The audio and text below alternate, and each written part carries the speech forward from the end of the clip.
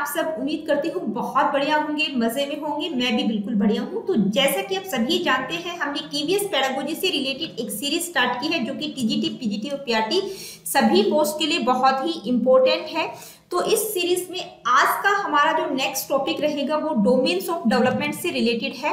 यानी कि domains of development का टॉपिक हमने स्टार्ट किया था, जिसमें हमने पहले जो है मैं फिजिकल डोमेन और कॉग्निटिव डोमेन इन पर इंडिपेंडेंट वीडियोस बना चुकी हूँ। आज की वीडियो में हम सोशियो इमोशनल डोमेन को डिस्कस करेंगे। देखिए, आपके सिलेबस में जो है सोशल और इमोशनल डेवलपमेंट को एक इंटीग्रेटेड फॉर्म में दिया गया है, यानी कि एकीकृत करके दिया गया है। तो इसी तरह से हम इस डोमेन को डिस्कस करेंगे। तो देखिए, सोशियो इमोशनल डोमेन को आज की इस वीडियो में हम बिल्कुल डिटेल में समझने वाले हैं। यानी कि पहले बात करेंगे सोशल इमोशनल डेवलपमेंट की, फिर एक इंटीग्रेटेड तरीके से हम देखेंगे सोशल इमोशनल डेवलपमेंट होता क्या है, अलग अलग स्टेजेस में सोशल इमोशनल डेवलपमेंट किस तरह से होगा, उसका क्या प्रोसेस रहेगा।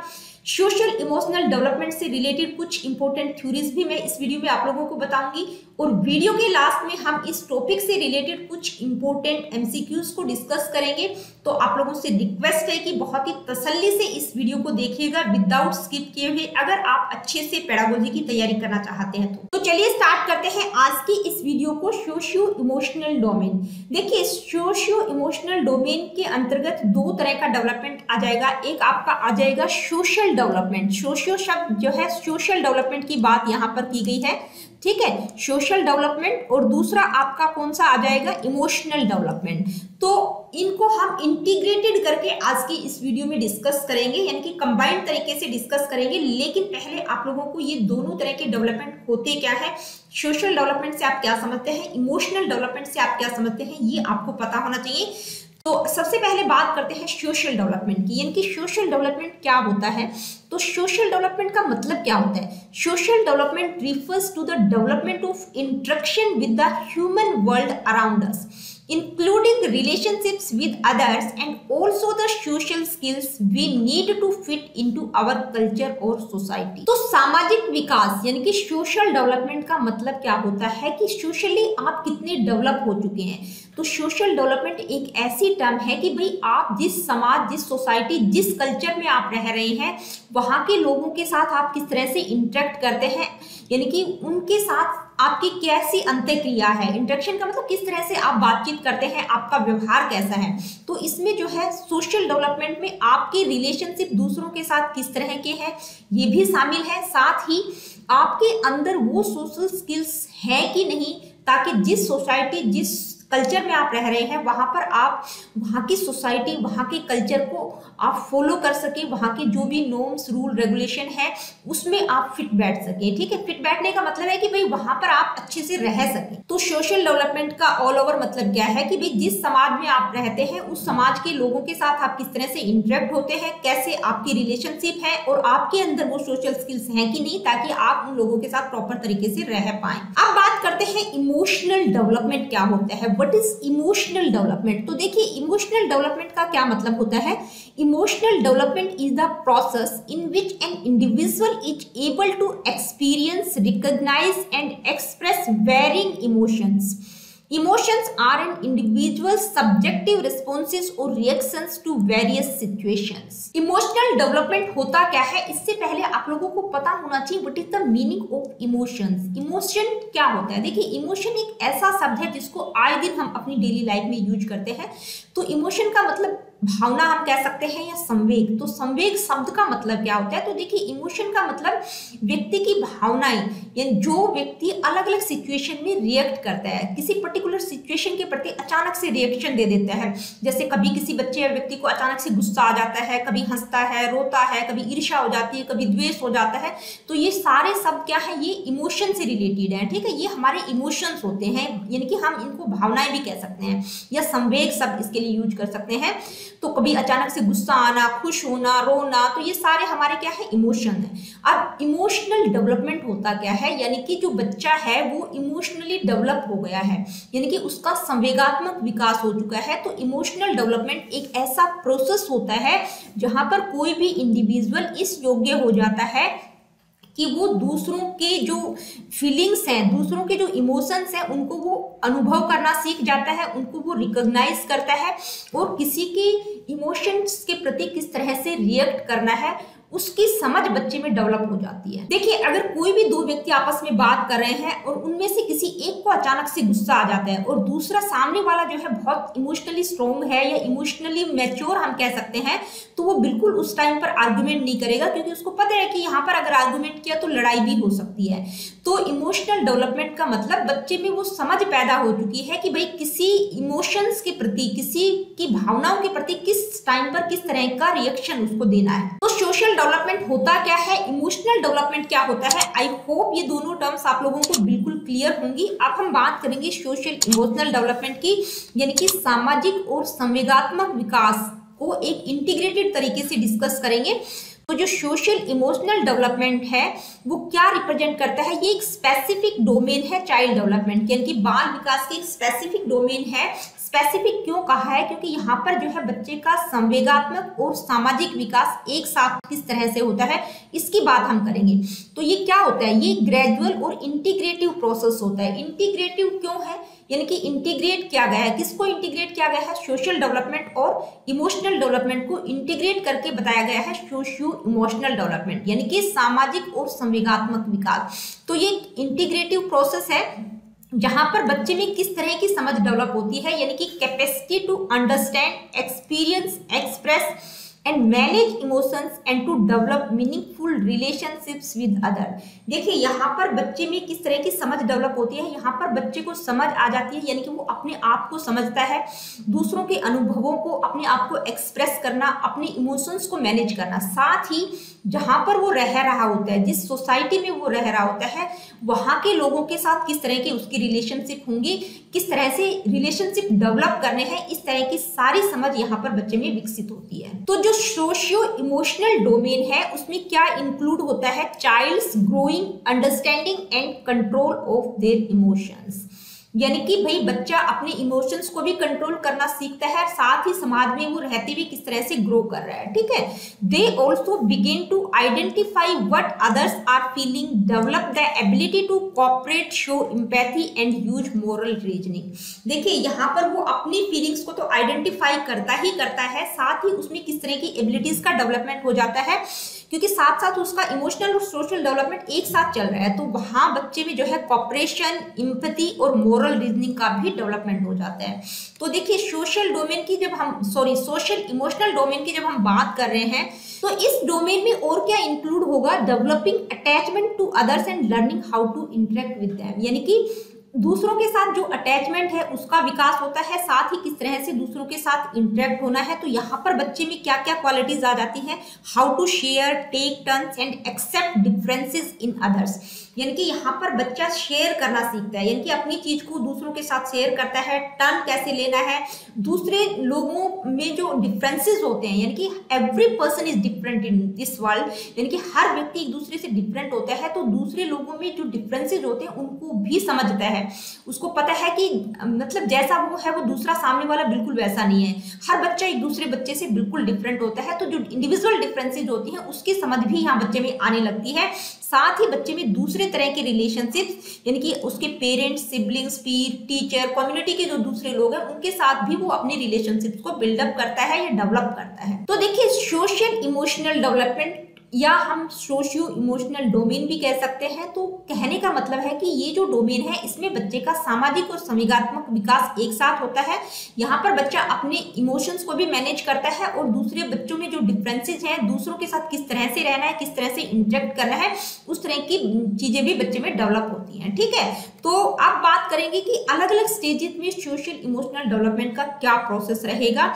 अलग अलग स्टेजेस, जो हम 4 स्टेजेस डिस्कस करते हैं, infancy, early childhood, letter childhood और एडोलेसेंस के दौरान सोशल इमोशनल डेवलपमेंट किस तरह से होगा उसको डिस्कस करते हैं। तो सबसे पहले बात करते हैं social emotional development in infancy stage. देखिए इन्फेंसी स्टेज में किस तरह से सोशल और इमोशनल डेवलपमेंट बच्चे का होता है, यानी कि कौन कौन सी क्वालिटीज यहाँ बच्चे में आ जाती हैं। तो देखिए इन्फेंसी का जो टाइम पीरियड होता है वो 0 to 2 या 3 ईयर्स होता है, यानी कि बर्थ से लेके 2 साल के बच्चे की हम बात करें तो उसमें किस तरह की सोशली और इमोशनली क्या क्या डेवलपमेंट उसमें होता है। तो यहाँ पर जो इन्फेंट होता है वो क्या करता है, notice things that are happening around them, यानी कि उसके आसपास जो कुछ हो रहा होता है उसको वो ऑब्जर्व करता है, नोटिस करता रहता है। यहाँ पर बच्चा जो है दूसरे लोगों को, यानी कि जो स्ट्रेंजर्स होते हैं या अलग से सिचुएशंस उनके सामने आ जाती है तो उनको देखकर वो क्या हो जाता है, थोड़ा सा डर जाता है। जैसे अचानक से कोई बाहर का व्यक्ति आ जाता है तो बच्चा थोड़ा सहम जाता है, डर जाता है। यहाँ पर बच्चे का जो है स्ट्रॉन्ग बॉन्ड होता है उसके जो केयर गिवर्स होते हैं, यानी कि उसके जो फैमिली के लोग होते हैं जो उसके आसपास रहते हैं उनके साथ उसका एक बॉन्ड फॉर्म हो जाता है, बॉन्ड फॉर्मेशन यहाँ पर हो जाता है, यानी कि उनको वो पहचानना सीख जाता है। Infants start to recognise some words, यहाँ पर बच्चा जो है कुछ कुछ शब्द जैसे मम्मा पापा बोलना भी यहाँ पर बच्चा सीख जाता है, क्योंकि जो उसके आसपास लोग बोल रहे होते हैं उनको वो रिकॉग्नाइज करता है, पकड़ने की कोशिश करता है। By this age toddlers can even fake some emotions in order to get what they want. देखिए जब बच्चा 2 या 3 साल की उम्र में होता है तो कई बार क्या होता है कि जब मदर बच्चे की तरफ ध्यान नहीं दे रही या उसको इग्नोर किया जाता है तो वो फेक इमोशंस भी दिखाता है, कभी कभी अचानक से रूठ जाना या रोना, तो यानी कि झूठ मूठ का हम कह सकते हैं, मतलब फेक इमोशंस वो दिखाने की कोशिश करते हैं। Response to other people's emotions and often seems happy. देखिए बच्चा 2 साल का होता है तो जैसे उसकी मदर उसको प्यार कर रही है या उसको खिला रही होती है या उसको देख के हंस रही होती है तो बच्चा भी हंसने की कोशिश करता है, यानी कि दूसरे जैसा बिहेव उसके साथ कर रहे होते हैं, हंस रहे होते हैं या रोने की एक्टिंग कर रहे होते हैं तो बच्चा भी उसी तरह के इमोशंस को रिएक्ट करने की कोशिश करता है, यानी कि रिस्पॉन्ड करने की वो कोशिश करता है। Make sounds to express happiness और डिस्प्लेजर। देखिए यहाँ पर इस स्टेज में बच्चा जो है हैप्पीनेस और डिस्प्लेजर की साउंड बनाना सीख जाता है। कैसे, जैसे कई बार बच्चे के साथ मदर गेम खेलती है कि रो कर दिखाओ तो रोने की एक्टिंग करता है, उसी तरह की साउंड क्रिएट करता है, ठीक है, रो के दिखाएगा। हंसने के लिए बोलती है तो हंसकर दिखाता है। तो यहाँ पर जो बच्चा होता है वो इस तरह की साउंड क्रिएट करना सीख जाता है, ठीक है। तो ये था social emotional development during infancy stage. अब हम बात करेंगे social emotional development in early childhood. Early childhood के दौरान बच्चे में जो है सोशल और इमोशनल डेवलपमेंट को लेकर किस तरह की कैरेक्टरिस्टिक्स देखने को मिलेंगी, यानी कि अर्ली चाइल्डहुड का जो टाइम पीरियड होता है वो 2 से 6 साल का होता है। तो इस टाइम पीरियड के दौरान बच्चे में जो है सोशली और इमोशनली क्या क्या चेंजेस आते हैं। तो सबसे पहले तो आप लोगों को बता दूं कि यहाँ पर जो है बच्चे में इमोशनल और सोशल डेवलपमेंट को लेकर बहुत ज्यादा चेंजेस देखने को मिलते हैं, यानी कि सबसे ज्यादा जो है बच्चा यहाँ पर इस स्टेज में सोशली और इमोशनली डेवलप करता है। बच्चा जिस तरह के माहौल में रहेगा, जिस तरह की सोसाइटी में रहेगा और जिस तरह के इमोशंस उसके पेरेंट्स क्रिएट करेंगे तो उन सब चीजों का बच्चों पर बहुत ज्यादा प्रभाव पड़ता है। एक नेक्स्ट पॉइंट है children tends to have rapid mood swings, यानी कि बच्चे का जो मूड होता है वो अचानक से चेंज हो जाता है। कभी उसको अचानक से गुस्सा आता है, कभी वो खुश होता है, छोटी छोटी चीजों पर कभी खुश हो जाता है, कभी दुखी हो जाता है। Children at this age can be very positive and have difficulty to sharing. देखिए यहाँ पर जो बच्चा होता है इस स्टेज में, इस एज में जो बच्चा होता है वो बहुत ज्यादा पॉजिटिव होता है, वो जल्दी से अपनी चीजों को शेयर नहीं करता, यानी कि कोई भी अगर उसकी पर्सनल चीज है तो दूसरों को बिल्कुल देना पसंद नहीं करता। तो जैसे प्यादे ने अपनी प्री ऑपरेशनल स्टेज में बात की है ना, जो 2 से 7 साल की स्टेज होती है, उसमें उन्होंने क्या कहा था बच्चे को कि जो बच्चे होते हैं वो एक तो एनिमिज्म बिहेवियर करते हैं और ईगोसेंट्रिक होते हैं। तो यहाँ पर जो बच्चा होता है वो ईगोसेंट्रिक होता है, पॉजिटिव होता है, अपनी चीजों को शेयर नहीं करता। Learning to get along with other children is an essential skill. देखिए यहाँ पर उनमें एक एसेंशियल स्किल का डेवलपमेंट हो जाता है, यानी कि वो दूसरे बच्चों के, अपनी हम उम्र के जो बच्चे हैं उनके साथ वो खेलना पसंद करता है। Spending most of their time with family and close friends. और छोटा बच्चा होता है 2 से 6 साल का बच्चा क्या करेगा, या तो अपनी फैमिली के साथ टाइम स्पेंड करता है या उसके जो क्लोज फ्रेंड होते हैं आसपास, जो उसी की एज ग्रुप के जो बच्चे होते हैं उनके साथ वो घुलना मिलना पसंद करता है। तो ये कुछ कैरेक्टरिस्टिक्स थी, यानी कि अर्ली चाइल्डहुड में बच्चा जो है सोशली और इमोशनली किस तरह से डेवलप करता है। तो social emotional development early childhood में किस तरह से होता है ये हमने देखा। अब हम बात करेंगे social emotional development in letter childhood. देखिए लेटर चाइल्डहुड के दौरान बच्चे का सोशल और इमोशनल डेवलपमेंट किस तरह से होता है। तो सबसे पहले आपको पता होना चाहिए लेटर चाइल्डहुड का टाइम पीरियड 6 to 12 ईयर्स होता है। तो यहाँ पर जो बच्चे की एज होती है वो स्कूल गोइंग एज होती है। तो यहाँ पर बच्चे में किस तरह के सोशली और इमोशनली चेंजेस देखने को मिलते हैं। Self efficacy develop in letter childhood. देखिए यहाँ पर बच्चे में एक इंपॉर्टेंट पॉइंट है कि सेल्फ एफिकेसी डेवलप हो जाती है। यहाँ पर बच्चे में कॉन्फिडेंस आ जाता है, वो ये दिखाना चाहता है कि मतलब वो भी कुछ काम कर सकता है। ठीक है, children in late childhood are very busy और इंडस्ट्रियस। तो इस स्टेज में जो है बच्चा बहुत ज्यादा बिजी रहता है, उसको आप फ्री नहीं छोड़ सकते, क्योंकि अगर आपने फ्री छोड़ दिया तो कुछ ना कुछ तोड़ना फोड़ना ही काम करता रहेगा। ठीक है, तो बहुत बिजी रहना पसंद करता है, उसको कुछ ना कुछ चाहिए होता है। तो ये बच्चे की जो एज होती है बहुत ही एक्टिव टाइम होता है उसकी एज का, यानी कि यहाँ पर बच्चा बहुत ज्यादा एक्टिव होता है इस स्टेज में। इंडस्ट्रियस एक शब्द यूज किया है। देखिए इंडस्ट्रियस शब्द की बात जो है किसने की है, एरिक एरिक्सन ने अपनी साइको सोशल डेवलपमेंट थ्योरी में। उनकी एक स्टेज है, 4th या 5th स्टेज होगी शायद, तो उसमें उन्होंने किसकी बात की है, इंडस्ट्रियस वर्सेस इंफीरियरिटी। इंडस्ट्रियस का मतलब उद्योग बनाम हीनता की जो स्टेज है उसकी बात है। यानी कि यहाँ पर जो बच्चा होता है बहुत ज्यादा जो है क्यूरियस होता है, इंडस्ट्रियस होता है, यानी कि उसको कुछ ना कुछ चाहिए होता है, बहुत बिजी वो रहता है इस स्टेज में। Need of social recognition. देखिए यहाँ पर बच्चा समाज में अपनी एक पहचान बनाना चाहता है, तो वो क्या करेगा, अपने पेरेंट्स या आसपास के जो भी लोग हैं उनके जो भी काम होंगे तो वो क्या करता है, अच्छे काम करने की कोशिश करता है ताकि लोग आसपास के लोग उनको जाने। Lake of intensity of emotions. देखिए इस स्टेज में बच्चे के जो इमोशंस हैं उनकी इंटेंसिटी थोड़ी कम हो जाती है। कैसे हो जाती है, जब बच्चा अर्ली चाइल्डहुड में होता है तो उसका जो मूड होता है बहुत जल्दी चेंज हो जाता है, कभी वो खुश हो जाता है, कभी दुखी हो जाता है, कभी हंसता है, कभी रोता है। ठीक है, तो इस तरह के इमोशंस उसके देखने को मिलते हैं। लेकिन जब बच्चा जो है लेटर चाइल्डहुड में आ जाता है, यानी कि जब बच्चा 6 से 12 साल की उम्र के बीच होता है, तो वो अपने इमोशंस पर कंट्रोल करना सीख जाता है कि कब गुस्सा करना है कि नहीं करना है, मतलब इमोशनली वो थोड़ा सा मैच्योर हो जाता है इस स्टेज में। नेक्स्ट पॉइंट है फोर्सफुल क्यूरियोसिटी। यहाँ पर बच्चा बहुत ज्यादा क्यूरियस होता है, हर चीज को वो जानने की कोशिश करता है। तो लेटर चाइल्डहुड के दौरान जो है बच्चे का सोशल और इमोशनल डेवलपमेंट का क्या प्रोसेस रहता है, किस तरह के चेंजेस बच्चे में सोशली और इमोशनली देखने को मिलते हैं, वो अभी हमने डिस्कस किया। अब हम बात करेंगे social emotional development in adolescence, यानी कि किशोरा अवस्था के दौरान बच्चे का सामाजिक और संवेगात्मक विकास का क्या प्रोसेस रहेगा, उसको हम डिस्कस करेंगे। देखिए किशोरा अवस्था का जो टाइम पीरियड होता है वो होता है 13 to 18 ईयर्स। तो यहाँ पर बच्चे में सोशली और इमोशनली किस तरह के चेंजेस देखने को मिलेंगे, कुछ मेन पॉइंट्स यहाँ पर मैं आप लोगों को बता देती हूँ। Social changes and emotional changes show that your child is forming an independent identity and learning to be an adult. देखिए यहाँ पर बच्चा जो है ग्रो कर रहा होता है एक अडल्ट की तरफ, यानी कि वो किशोर बन रहा होता है, तो उसमें कुछ शारीरिक रूप से भी चेंजेस देखने को मिलते हैं और सोशल और इमोशनल चेंजेस उसमें इस तरह से देखने को मिलते हैं क्योंकि वो इस तरह का बिहेव करता है कि वो एक अपनी इंडिपेंडेंट आइडेंटिटी बनाना चाहता है, सामाजिक तौर पर भी और इमोशनली भी वो थोड़ा सा स्टेबल हो जाता है इस स्टेज में। फॉर्मेशन ऑफ ग्रुप्स, यहाँ पर इस स्टेज में जो है बच्चा समूहों का निर्माण करना शुरू कर देता है, यानी कि किसी न किसी पर्टिकुलर ग्रुप का वो हिस्सा बने रहना चाहता है। Development of the feelings of social maturity, यहाँ पर बच्चा जो है सामाजिक तौर पर परिपक्व हो जाता है, यानी कि सोसाइटी जिस सोसाइटी में वो रहता है उस सोसाइटी के नॉर्म्स रूल रेगुलेशन को फॉलो करता है। इन्फ्लुएंस ऑफ पॉलिटिकल पार्टीज, देखिए इस स्टेज में ऐसी स्टेज होती है जहां पर बच्चे पर किसी न किसी पर्टिकुलर पॉलिटिकल पार्टीज का जो है इन्फ्लुएंस रहता है। किसी को बीजेपी अच्छी लगती है, किसी को आम आदमी पार्टी अच्छी लगती है, किसी को कांग्रेस अच्छी लगती है, किसी को कोई दूसरी पार्टी, यानी कि किसी न किसी पॉलिटिकल पार्टी का इन्फ्लुएंस उस पर रहता है इस स्टेज में। Show strong feeling and intense emotions at different times, यानी कि उसको जो है अलग अलग स्टेजेस पर अलग अलग टाइम पीरियड पर वो अपने इंटेंस इमोशंस शो करता है।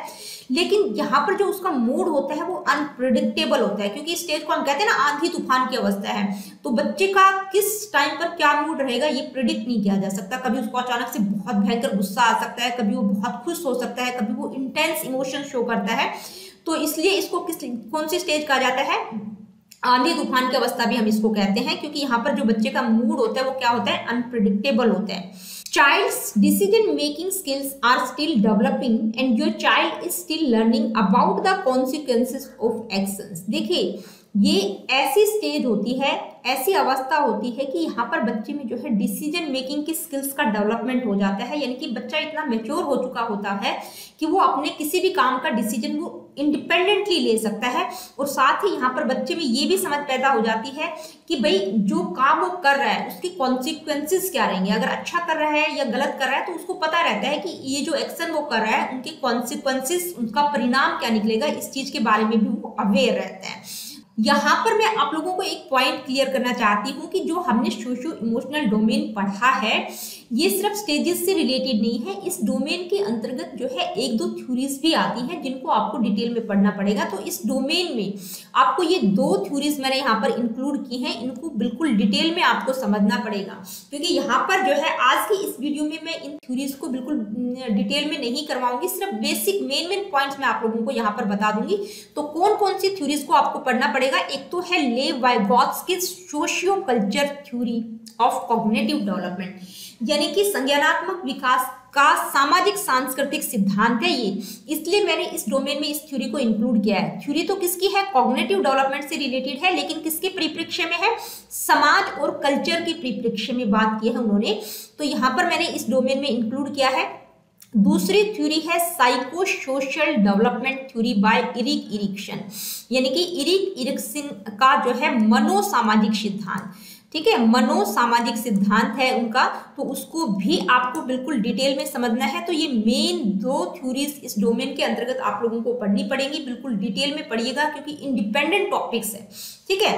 अब कुछ मेन पॉइंट्स यहाँ पर मैं आप लोगों को इन दोनों थ्योरीज से रिलेटेड बता देती हूँ। तो सबसे पहले मैं आप लोगों को लेव वाइगोत्स्की की जो सोशियो कल्चर थ्योरी है कॉग्निटिव डेवलपमेंट की, उस थ्योरी के बारे में कुछ मेन टर्म्स यहाँ पर बता रही हूँ। मैं आप लोगों को दोबारा से क्लियर कर देती हूँ कि यहाँ पर हम थ्योरी को डिस्कस नहीं करेंगे, इस थ्योरी से रिलेटेड कुछ की टर्म्स है उनको मैं आप लोगों को बता रही हूँ।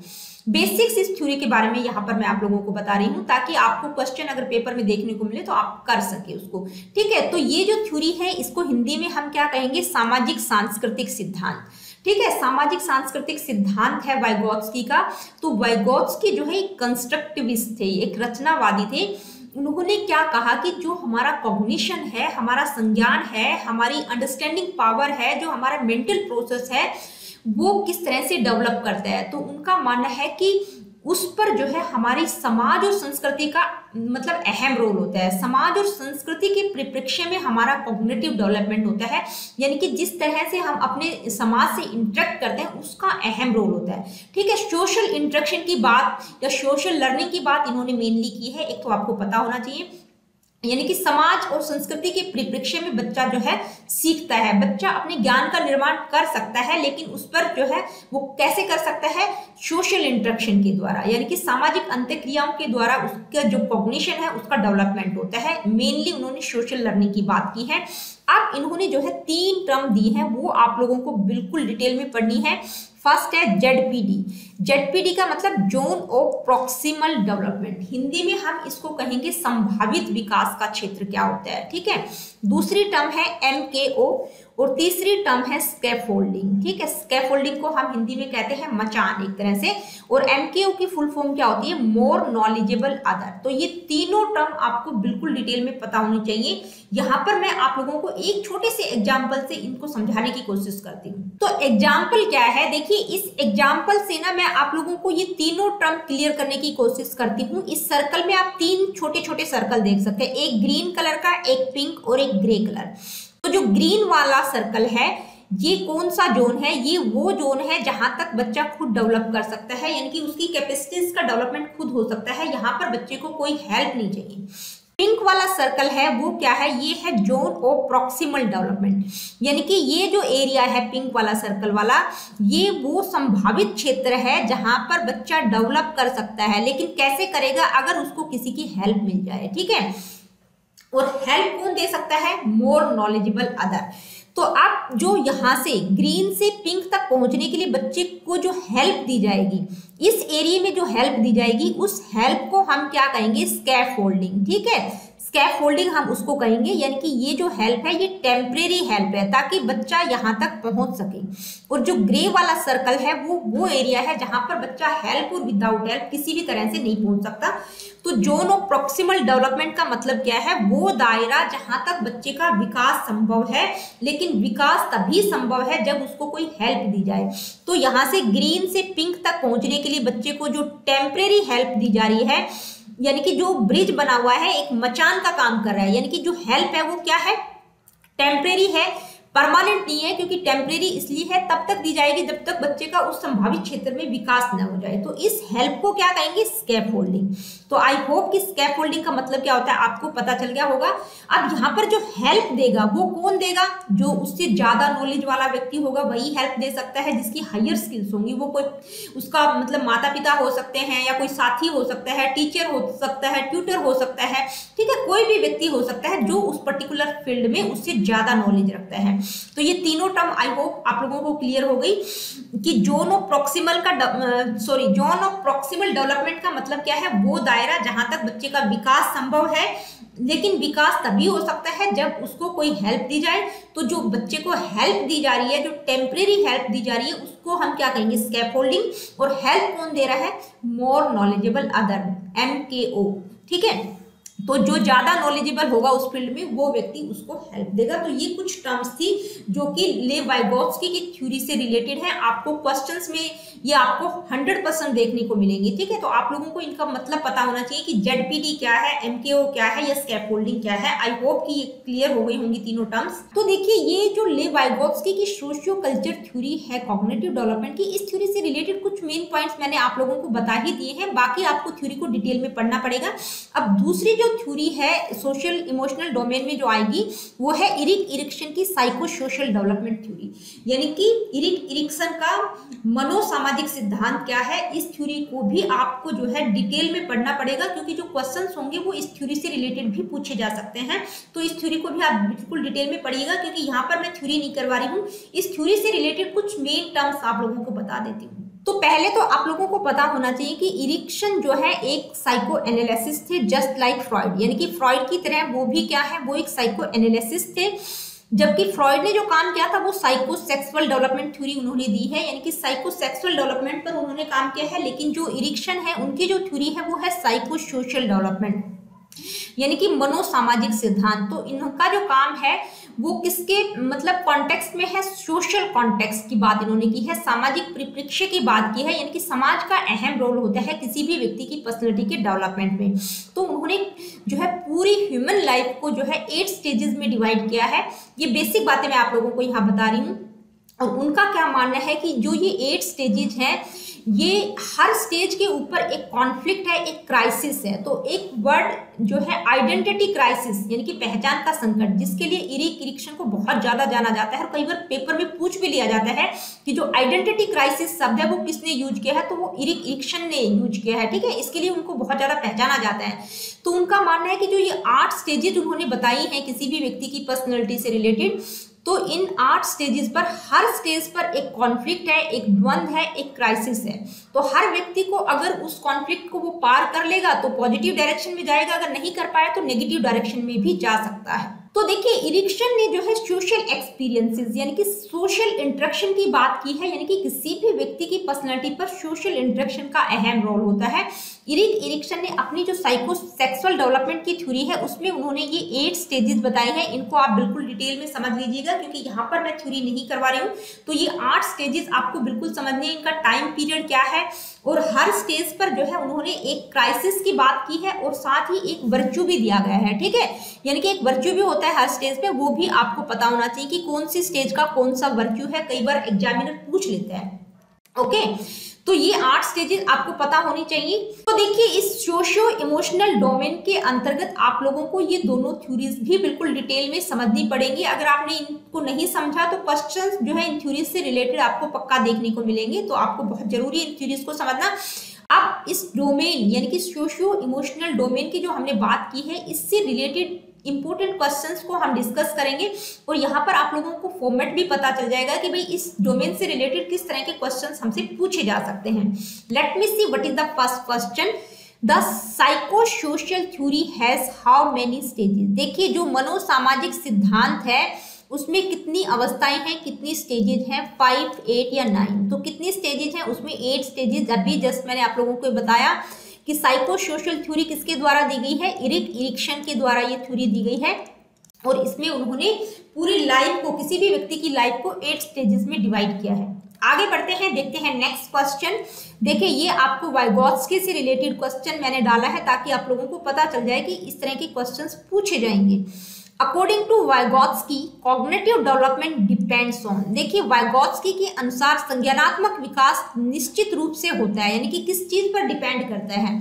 तो उन्होंने किसकी बात की है, तो कौन सी थ्योरी उनकी, सोशियो कल्चर थ्योरी उनकी दी गई है, यानी कि सामाजिक सांस्कृतिक सिद्धांत की उन्होंने बात की है, जिसमें वो क्या कहते हैं कि जो बच्चे का कॉग्निटिव डेवलपमेंट है वो किस चीज पर डिपेंड करता है, mental maturity, physical maturity, genetics, social interaction. तो देखिए आपको मैंने मेनली जो मेन पॉइंट्स आपको बताए थे उसी से आपको यहाँ पर बेसिक, अभी अगर आपको पता उस थ्योरी के बारे में तो भी आप क्वेश्चंस को सोल्व कर सकते हैं, ठीक है। तो किसकी बात की है उन्होंने अपनी इस थ्योरी में सोशल इंटरेक्शन की बात की है, यानी कि समाज का अहम रोल उन्होंने बताया है कि जो बच्चा होता है वो समाज के परिप्रेक्ष्य में सीखता है। तो यहाँ पर आपका ऑप्शन 4 करेक्ट होगा। आगे बढ़ते हैं, देखते हैं next question. What do people face during each psychosocial stage that can serve as a turning point in a development? देखिए प्रत्येक मनोसामाजिक चरण के दौरान लोगों को किसका सामना करना पड़ता है जो विकास में एक महत्वपूर्ण मोड़ के रूप में काम करता है। तो पहले तो आप लोगों को पता होना चाहिए कौन सी थ्योरी की हम बात करें, साइकोसोशल थ्योरी किसके द्वारा दी गई है, इरिक इरिक्सन के द्वारा। उन्होंने इस थ्योरी में 8 स्टेजेस बताई है, ठीक है। साथ ही मैंने आप लोगों को बताया था कि हर स्टेज पर एक क्राइसिस है, एक कॉन्फ्लिक्ट है, एक संघर्ष है, एक द्वंद्व है, ठीक है। तो कौन सा टर्निंग पॉइंट आता है हर थ्योरी पर, लव, टर्मोइल और कॉन्फ्लिक्ट या ट्रस्ट। तो किसकी बात की है उन्होंने, कॉन्फ्लिक्ट की बात की है, ठीक है। हर स्टेज पर एक क्राइसिस है, एक कॉन्फ्लिक्ट है। अगर बच्चा उस कॉन्फ्लिक्ट को पार कर जाता है तो वो पॉजिटिव डायरेक्शन की तरफ चला जाएगा, और नहीं कर पाता तो वो नेगेटिव डायरेक्शन में भी जा सकता है। आगे बढ़ते हैं, देखते हैं next question. According to Vygotsky, देखिए वाइगोत्स्की ने क्या कहा है, उनके according culture is the outcome of education. तो पहले तो आप लोगों को पता होना चाहिए कि वाइगोत्स्की ने कल्चर की बात की है, ठीक है। तो उनका मानना है कि जो कल्चर है क्या वो संस्कृति शिक्षा का परिणाम है, बिल्कुल नहीं है। Culture is the tradition of education, यानी कि संस्कृति शिक्षा की परंपरा की बात उन्होंने की है कि भाई जो कल्चर है वही ट्रेडिशन है एजुकेशन का, ऐसा भी उन्होंने नहीं कहा है, ठीक है। तो आपका पहला और दूसरा ऑप्शन बिल्कुल गलत है। Culture is the only determinant of education, यानी कि संस्कृति जो है शिक्षा का एकमात्र निर्धारक तत्व है। सिर्फ एकमात्र निर्धारक तत्व क्या सिर्फ कल्चर है, ऐसा भी उन्होंने नहीं कहा है। तो आपका ऑप्शन नंबर 3 भी गलत होगा। Culture is the facilitating factor of learning, यानी कि जो संस्कृति है, जो कल्चर है वो सीखने का सुगम कारक है, यानी कि वो एक फैसिलिटेटिंग फैक्टर है। इस चीज की बात उन्होंने की है कि जो कल्चर है वो एक फैसिलिटेटिंग फैक्टर है लर्निंग में, ठीक है। डिटर्मिनेंट या ट्रेडिशन या आउटकम की बात उन्होंने नहीं की है, सिर्फ एक फैसिलिटेटिंग फैक्टर के रूप में उन्होंने कल्चर को बताया है। तो आपका ऑप्शन नंबर 4 करेक्ट होगा। Let me see what is the next question. A teacher gives a half-done example to a child while teaching a particular concept. According to the Lev Vygotsky, which of the following strategies is the teacher using? देखिए एक शिक्षक किसी विशेष अवधारणा को पढ़ाते समय एक बच्चे को आधा अधूरा उदाहरण देता है।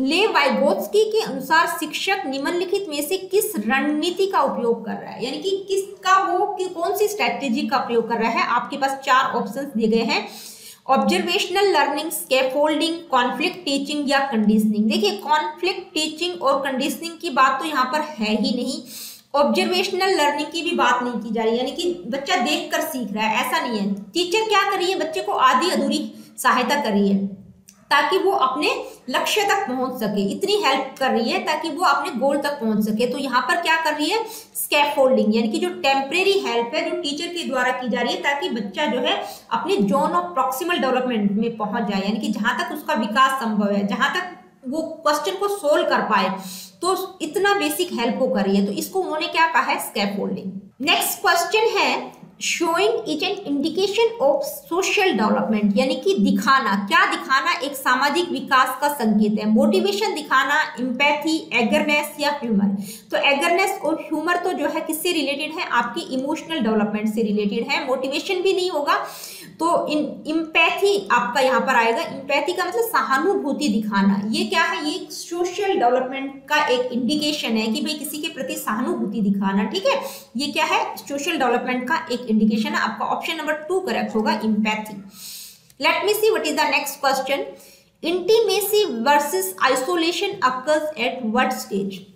देखिए, अंतरंगता बनाम अलगाम किस अवस्था में होता है? तो यहाँ पर कौन सी थ्योरी की हम बात कर रहे हैं? यहाँ पर हम बात कर रहे हैं साइको सोशल डेवलपमेंट थ्योरी की, यानी कि इरिक इरिक्सन की जो थ्योरी है उसकी एक स्टेज आपको दी गई है, इंटीमेसी वर्सेस आइसोलेशन। इसलिए मैंने आप लोगों को बताया कि आप लोगों को सारी स्टेजेस और उनमें कौन कौन से साइकोलॉजिकल क्राइसिस होंगे और कौन कौन से वर्च्यूज हर स्टेज के होंगे वो आपको बिल्कुल डिटेल में पढ़ना है। तो यहाँ पर एक स्टेज है, उसमें जो है इंटीमेसी वर्सेस आइसोलेशन की बात उन्होंने की है। तो कौन सी स्टेज है वो? During young adulthood, after adulthood, after birth या आफ्टर मैच्योरिटी। तो देखिए, अंतरंगता बनाम अलगाम, यानी कि ये जो अवस्था है, यानी कि जो बच्चा होता है उस टाइम किशोरावस्था में होता है कि किसी के साथ इंटीमेट रिलेशनशिप में है या उसका क्या हो जाता है, आइसोलेशन या अलगाव हो जाता है। तो ये कौन सी स्टेज है? During young adulthood. ठीक है, एडल्सेंस यहाँ पर दिया नहीं गया है तो यहाँ पर क्या आएगा? यंग एडल्टहुड, यानी कि युवा अवस्था के दौरान ये वाली स्टेज में इस तरह की साइकोलॉजिकल क्राइसिस आते हैं। तो आपका ऑप्शन नंबर 1 करेक्ट होगा, during young adulthood. Let me see what is the next question. Erikson characterized development as a series of. देखिए, इरिक्सन ने किस तरह की स्टेजेस की बात की है? Psycho social stages, psycho sexual stages, sociological stages या साइको मोरल स्टेजेस। तो किस तरह की स्टेजेस की बात उन्होंने की है? उनकी थ्योरी कौन सी है? साइको सोशल डेवलपमेंट की थ्योरी है। तो उन्होंने किस तरह की स्टेजेस दी है? साइको सोशल, यानी कि मनोसामाजिक स्टेजेस की बात उन्होंने की है। आपका ऑप्शन नंबर 1 करेक्ट होगा। Let me see what is the next question. Which one of the following is best suited for the emotional development of the children? देखिए, निम्नलिखित में से कौन सा एक बच्चों के भावनात्मक विकास के लिए सबसे उपयुक्त होगा? फर्स्ट है डेमोक्रेटिक क्लासरूम इन्वायरमेंट, यानी कि बच्चे इमोशनली डेवलप कर सके, इसके लिए डेमोक्रेटिक क्लासरूम इन्वायरमेंट होना चाहिए। No involvement of the teachers as it is the task of the parents, यानी कि टीचर्स का कोई इन्वॉल्वमेंट नहीं होना चाहिए क्योंकि ये सिर्फ पेरेंट्स का टास्क है। कंट्रोल्ड क्लासरूम इन्वायरमेंट होना चाहिए या ऑथोरिटेरियन क्लासरूम इन्वायरमेंट होना चाहिए। ऑथोरिटेरियन का मतलब अधिनायकवादी जिसको हम कह सकते हैं, सिर्फ टीचर का ही डोमिनेशन हो। तो किस तरह का होना चाहिए? जहां पर बच्चा इमोशनली डेवलप कर सके। तो क्लास का जो इन्वायरमेंट है वो किस तरह का होना चाहिए? डेमोक्रेटिक होना चाहिए। ठीक है, डेमोक्रेटिक इन्वायरमेंट होना चाहिए। आपका ऑप्शन नंबर 1 करेक्ट होगा। आगे बढ़ते हैं, देखते हैं next question. Which of these is not की बात की गई है. One of the life stage virtues of development according to Eric Erikson. देखिए, एरिक एरिक्सन के अनुसार इनमें से कौन सा विकास के जीवन स्तर के गुणों में से एक नहीं है? देखिए, आप लोगों को पहले तो पता होना चाहिए कि उन्होंने 8 स्टेजेस दी हैं और हर स्टेज पर एक वर्च्यू है, एक कॉन्फ्लिक्ट है। ठीक है, तो इनमें जो है एक वर्च्यू ऐसा है जो कि उन्होंने अपनी स्टेजेस के दौरान उस वर्च्यू की बात नहीं की है। ठीक है, उस गुण की बात उन्होंने नहीं की है। तो वो कौन सा वर्च्यू है? Hope, love, honesty, wisdom. तो पहले तो आपको हर स्टेज का वर्च्यू ध्यान में रखना है और वो वर्च्यू ध्यान में रखने की जरूरत नहीं है। जब आप स्टेजेस को पढ़ेंगे तो आपके दिमाग में खुद ही आ जाएगा कि कौन सी स्टेज का कौन सा वर्च्यू होगा। फिर भी आप लोगों को याद भी कर लेना चाहिए।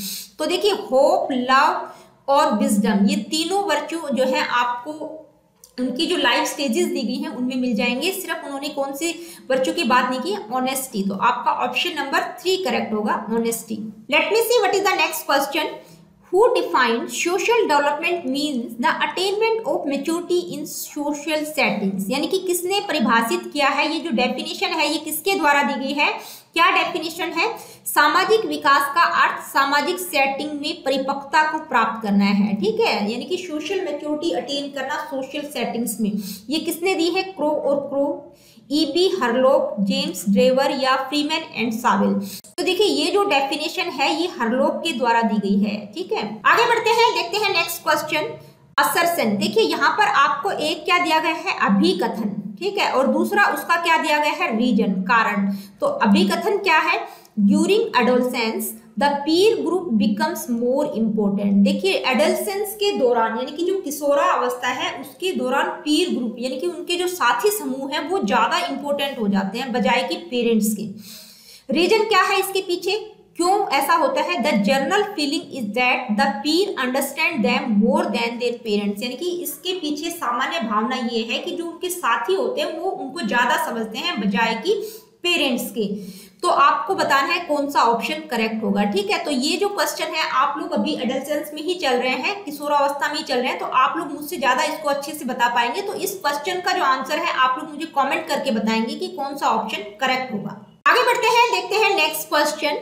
Social changes during adolescence include, देखिए किशोरा अवस्था के दौरान सामाजिक परिवर्तनों में शामिल है, क्या शामिल है? Adult like behaviour, imagination, restlessness, fear and Shem. Restlessness और फियर एंड सेम ये किससे रिलेटेड है? ये आपके इमोशनल डेवलपमेंट से रिलेटेड वर्ड्स हैं, ठीक है। इमेजिनेशन की बात भी यहाँ पर की गई है क्योंकि इमेजिनेशन पावर भी बच्चे में आ जाती है, लेकिन ये कौन सी मतलब डेवलपमेंट के दौरान आएगी? ये आएगी कॉग्निटिव डेवलपमेंट में, ठीक है। तो जब सोशल चेंजेस की बात कर रहे हैं एडolescence में, तो वहां पर बच्चा किस तरह का बिहेवियर करता है? एडल्ट लाइक बिहेवियर, यानी कि वयस्क जैसा व्यवहार वो करना सीख जाता है। जब बच्चे में सोशल डेवलपमेंट की जब हम बात करते हैं तो उसका जो व्यवहार होता है वो किस तरह का होता है? Just like adult. आपका ऑप्शन नंबर 1 करेक्ट होगा। Let me see what is the next question. Part of child development include which of the following domains. देखिए बाल विकास के भाग में निम्नलिखित में से कौन सा डोमेन शामिल होगा, यानी कि कुछ डोमेन्स आपको दिए गए हैं, वो बताना है कि क्या वो चाइल्ड डेवलपमेंट में इंक्लूड होंगे। Physical and motor development, cognitive development, linguistic development, all of the above. तो देखिए ये जो सारे डोमेन आपको दिए गए हैं, फिजिकल, मोटर, कॉग्निटिव, लिंग्विस्टिक, ये सारे जो है चाइल्ड डेवलपमेंट के ही अंदर इंक्लूड होंगे। तो आपका ऑप्शन नंबर 4 करेक्ट होगा, all of the above. Next question है द चाइल्डहुड स्टेट इज, यानी कि जो बाल अवस्था है उसका टाइम पीरियड आप लोगों को दिया गया है, वो बताना है आपको कि कौन सा ऑप्शन करेक्ट होगा। फ्रॉम, यानी कि बाल्यावस्था का टाइम पीरियड कब से कब तक होता है? From birth to age of 3 years. तो देखिए बर्थ से लेके 3 ईयर्स तक का जो टाइम पीरियड होता है वो किसका होता है? इन्फेंसी स्टेज का हम मानते हैं। From 3rd year to the age of 6 year, यानी कि 3 to 6 ईयर्स कौन सा होता है? ये हम बात कर रहे हैं अर्ली चाइल्डहुड की, ठीक है। ये कौन सा टाइम पीरियड होता है? Early childhood. 6 to 12 ईयर्स की हम बात करें तो ये कौन सा होता है? ये होता है लेटर चाइल्डहुड, ठीक है। अलग अलग दे रखे हैं आपको। और 2 years to the age of 10 और 12 ईयर्स, यानी कि 2 से 10 या 12 साल तक की जो उम्र का टाइम पीरियड होता है वो कौन सा होता है? तो आपका ऑप्शन नंबर 4 करेक्ट होगा, क्योंकि यहाँ पर किसकी बात की गई है? चाइल्डहुड की बात की गई है, बाल्य अवस्था की बात की गई है। तो इसमें दोनों जो है अर्ली चाइल्डहुड और लेटर चाइल्डहुड दोनों शामिल होंगे। तो अर्ली चाइल्डहुड का टाइम पीरियड कब शुरू हो जाता है? 2 या 3 साल से, और लेटर चाइल्डहुड का जो टाइम पीरियड का जो लास्ट टाइम रहता है वो रहता है 10 या 12 साल। तो आपका चाइल्डहुड पूछा है, ठीक है, पजल नहीं होना है। तो कौन सा रहेगा? 10 से 12 साल तक, 2 से लेके 10 या 12 साल तक। आपका ऑप्शन नंबर 4 करेक्ट होगा। तो फ्रेंड्स आज के वीडियो में इतना ही। अगली वीडियो में हम इसी सीरीज का नेक्स्ट टॉपिक डिस्कस करेंगे। हमारा नेक्स्ट टॉपिक रहेगा लास्ट डोमेन, जो कि है मोरल डेवलपमेंट, उसको हम डिस्कस करेंगे। तो मिलते हैं नेक्स्ट वीडियो में। देखिए अगर आप लोगों के लिए वीडियोस इंफॉर्मेटिव है, हेल्पफुल है, तो please like, share and do subscribe the education classes. अगर आप लोगों का कोई क्वेश्चन, क्वेरीज या किसी प्रकार का फीडबैक आप मुझे देना चाहते हैं, do comment in the comment section.